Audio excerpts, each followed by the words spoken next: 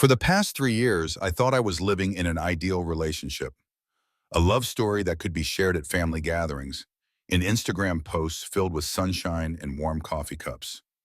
I'm Ethan, 29. I met Vera at a BBQ party at a friend's house. She had a bright smile, was outgoing, and before long, we went from texting to dating and eventually living together in a decent two-bedroom apartment in the downtown area. Vera is smart, charming, and has a way of making others feel special, even me. Everything was stable until about 6 months ago. Small changes started happening, subtle enough that they seemed harmless. Vera started working later, meeting with clients. She asked me for my credit card to pay for work-related expenses because the company reimburses slowly. Vera suggested managing our finances together, saying, "I'm better with numbers and you're busy." I agreed. I trusted her. Or maybe I just thought that's what a boyfriend should do. But then one Tuesday night, as I was checking the credit card statement, something I rarely paid attention to because Vera always said she already checked it, I saw large transactions at high-end fashion stores, names I'd never heard of, charges I'd never approved. I texted Vera. She didn't come home that night. Team dinner. But instead of waiting for her to explain, I decided to look into it myself. I scrolled through Instagram, where we had a lot of mutual friends, and a congratulatory message from a mutual friend's account froze me in my tracks. "The most beautiful bride of the month, wishing you both a lifetime of happiness." I clicked on the post. Vera, in a white dress, holding hands with a stranger, kissing under a floral arch. Caption: "Finally married to the love of my life. Can't wait to start the future together." Posted 3 months ago. My whole body went numb. Looking back, I realized she said she was going to Cancun with a group of female entrepreneurs. I paid for that trip. She said she needed money for emergency dental surgery. I sent the transfer. She once said, "One day we'll get married, but only when I'm financially stable enough." I hugged her, believing every word, but clearly, financially stable enough just meant a fool who believed it. I was about to call her, but my hand couldn't even lift the phone. Instead, I left the house and headed to the nearest cafe, the one we used to go to every Saturday morning. And there, fate struck me with another blow. I heard Vera's voice from the table behind the counter. "Ethan's such a fool. He still thinks I'm using his card for work. Doesn't even check the statements." Laughter. Lori's voice, Vera's best friend, followed, lower, almost with a hint of conscience. "Vera, I feel bad. Ethan's not a bad guy. You're just—" "Oh, stop it," Vera interrupted. "Robert's cheap, but at least I can live comfortably. Ethan's useful. A walking credit card." I sat there. The coffee cup was cold in my hand. Every word Vera said echoed like breaking glass. But I didn't jump up. I didn't shout. I didn't confront her. I just sat still, watched, memorized, and decided to play her game my way. That night, I didn't go home. I texted Vera saying I had an unexpected work trip. She replied, "Oh no, you didn't tell me sooner. I'll book a Grab for you." I took a screenshot of the message. I started a folder. Vera, the truth. I called Cora, my sister, the only one who had warned me, "Ethan, that girl's too smooth to be real." Cora picked me up that night. She didn't say "I told you so." She just handed me a cup of tea, then opened her laptop and pulled up an Excel file. "Start listing everything you've spent this year. Now, don't leave a single penny out." Cora and I sat together almost all night. The laptop sat between us, the screen's light reflecting off my sister's face, sharp, cold, and focused as if preparing for a major lawsuit. "Start from the beginning," she said with no emotion.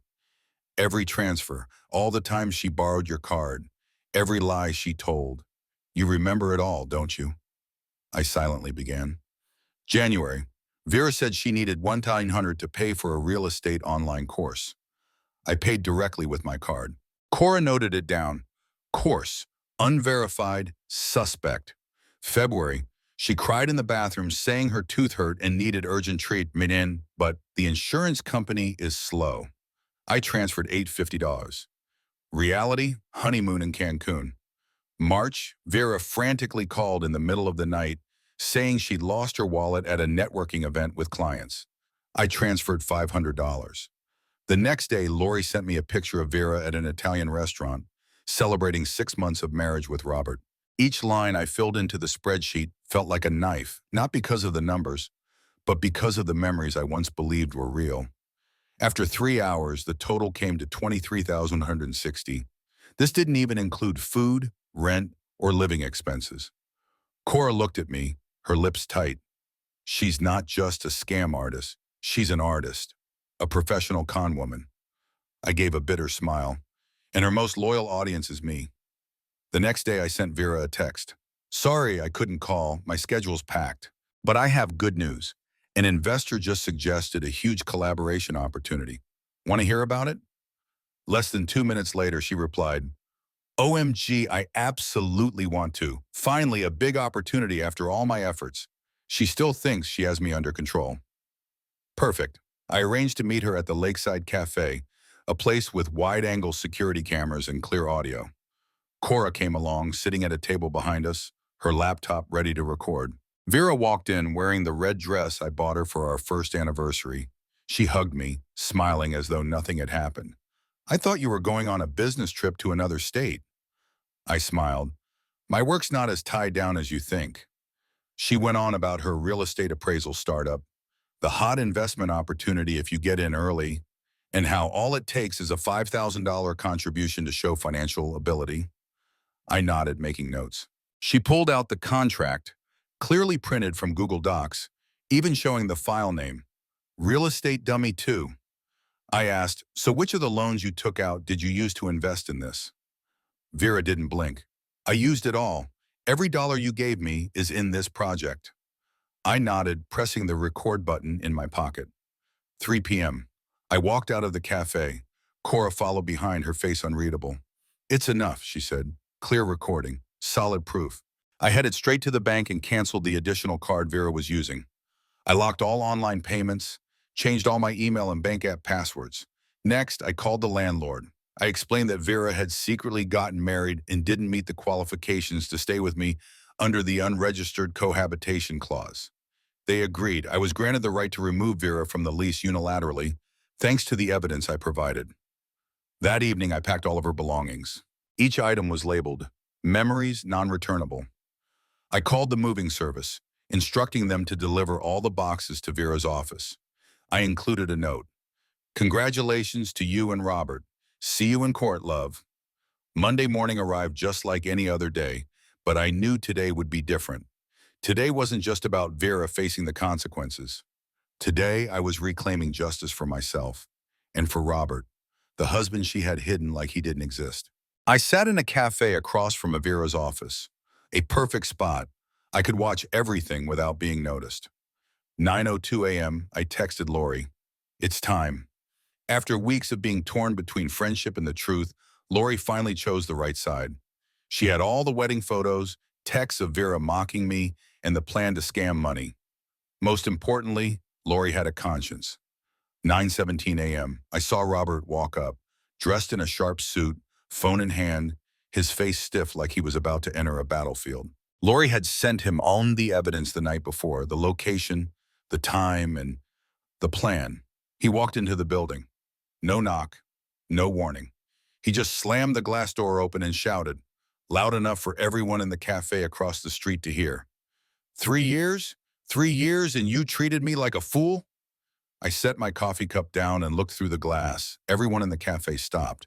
Some pulled out their phones to record. Inside, Vera stood frozen, her face pale, stammering like someone had squeezed the breath out of her.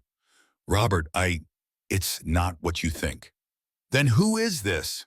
Robert held up his phone, showing pictures of me and Vera traveling, shopping, hugging each other in my living room. And what about that investment contract you said you needed money for? $5,000? Whose money was that? I did, I whispered to myself, not taking my eyes off the screen. I did. Vera's manager rushed out, trying to mediate, but Robert wasn't having it. I'll sue you for fraud. I'll ruin the life you built with other people's money, and I'll make sure everyone knows who you really are. Vera started crying, not because of remorse, but because she'd been exposed. She turned to Lori, who had just walked in. Did you do this? Did you betray me? Lori trembled but nodded. I couldn't watch you destroy anyone else's life, she said. I've stayed silent for too long. And then I stepped in. When Vera saw me, her expression shifted from panic to madness. You set me up? You think you've won now? I didn't say anything. I just raised my phone. The recording from our cafe meeting played. I used the money you invested to take care of everything. No worries. Robert heard it. He stepped back, his face filled with disbelief. You not only lied to me, but you also deceived others to keep me? To let me live off other people's money? No, I didn't. Robert didn't let her finish. You gave me your wedding ring while holding on to memories with this guy. He pointed at me. You don't deserve to be looked down upon. The manager stood frozen. The staff gathered, holding up their phones. A few people quietly backed away, afraid of getting involved. I looked at Vera, her mascara smudged, her clothes wrinkled, looking like she was about to collapse.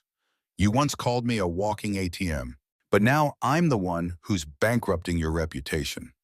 I handed her the lawsuit papers to reclaim the $30,000, every penny, with evidence. The court will handle the rest. As I turned to leave, Vera yelled after me, Ethan, you'll regret this. I swear. I turned around, smiled, and said, No, Vera, the only one who needs to regret is you. That evening, Cora and I had dinner, just something simple, pasta and white wine. She said, You don't need to seek revenge anymore. The court will do the rest. I nodded, but inside I felt at peace. No more resentment, just emptiness and relief. I didn't go straight home after the justice performance this morning. I stopped by an old bar, the place where Vera and I had celebrated our first anniversary. Same place, same table, but the feeling was different. I sat alone, ordered a bourbon, neat.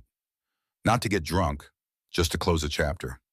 Messages from Lori kept popping up on my phone. She was sending me the latest chats.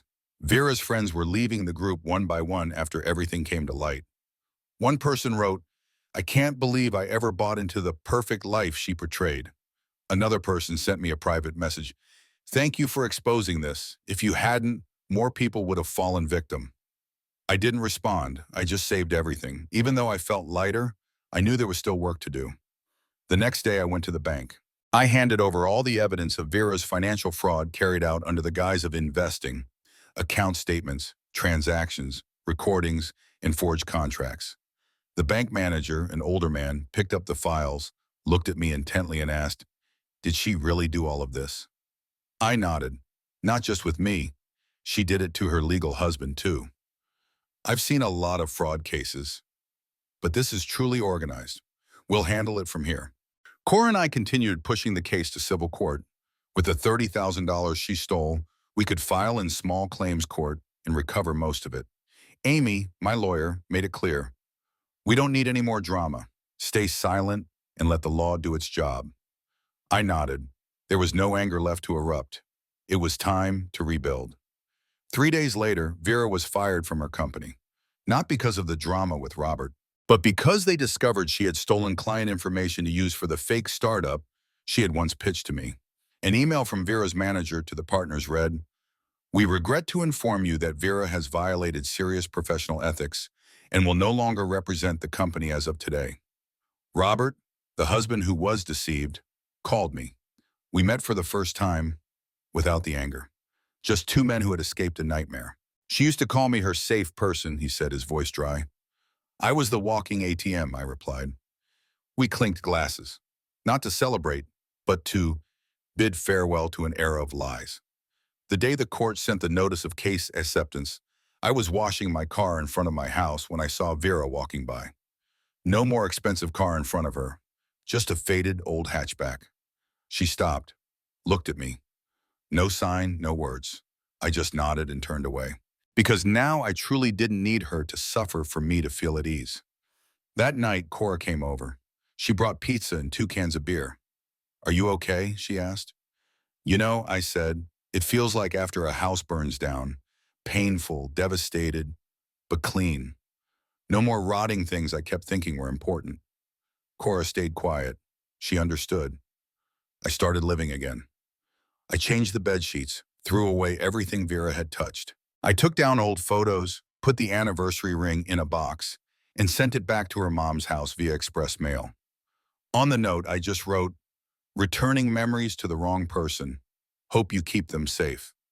A week later, I opened my heart to someone new. Emily, a friend of Cora's, an elementary school teacher. She's understanding. She knows Vera's name. She knows Robert's name. But when I told her the story, she simply said, "We all trust the wrong people at some point. The important thing is whether you can still keep kindness for yourself after that."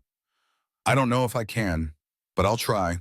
Saturday morning, the sky is clear. Sunlight pours through the window, casting shadows on the wooden floor I just cleaned yesterday. The apartment is eerily quiet. No more sneaky keyboard tapping at midnight. No more strange perfume in the bathroom when I come home from work. No more Vera. I sat down at the table, took a sip of black coffee, and checked my phone. There was a new notification from the civil court. Lawsuit accepted. Trial date, 15 months from now. I immediately sent a screenshot to Cora and Amy, the two people who had been with me through the darkest times. Cora replied with a sticker of a fox wearing glasses and the words, "And now the final chapter begins." As for Vera, I didn't need to chase after her to know where she was going.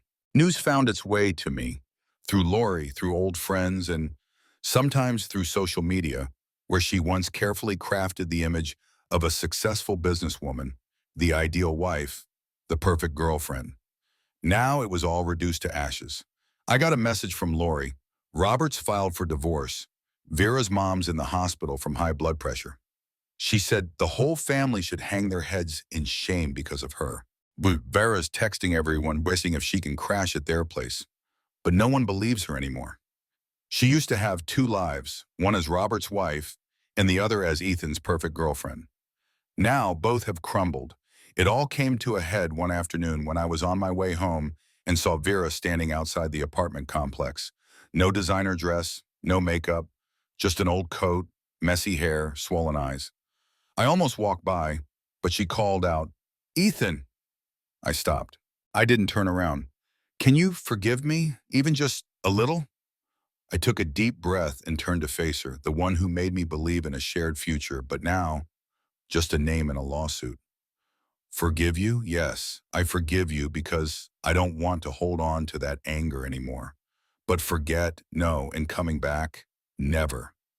She trembled. I could see her broken gaze. No longer the pride that once made her think she was smarter than everyone else. "You know, Maya," she said, her voice cracking, "Robert never held me when I cried, but you trusted me." I nodded. "Yes, and you drove that trust into my heart like a knife, but I didn't die. I just stopped being stupid." I walked away, not looking back. 3 weeks later, I went to court. Vera didn't have a lawyer, just a thin folder of documents. She tried to avoid my gaze. Amy, on the other hand, had all the evidence: recordings, bank statements, contracts, and a confession. The judge looked over the entire case and sighed. With the amount stolen and clear evidence, the defendant has no way to refute this. The court orders that the plaintiff be reimbursed the full $30,000 plus legal fees. I nodded, no applause, no smug satisfaction. Just justice in its rightful place. As for Robert, he sent me a message after the trial. "Thank you for showing me the truth. If not, I could have spent another 10 years living in illusion." I simply replied, "We both came back from the rubble." Now I meet Emily every weekend. She doesn't ask about Vera. She doesn't bring up the past. She's just there when I need someone to share with. Truly. One evening she asked, "If you could choose again, would you still want to date Vera from the beginning?" I paused for a moment, then nodded.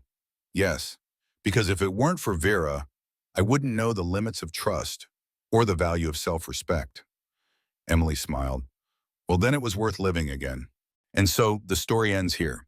If this journey moved or inspired you, hit like, share, and subscribe to keep me motivated to tell more stories where the truth shines and people are reborn. Don't hesitate to leave a comment below. Thank you for listening, and I'll see you in the next story. Goodbye.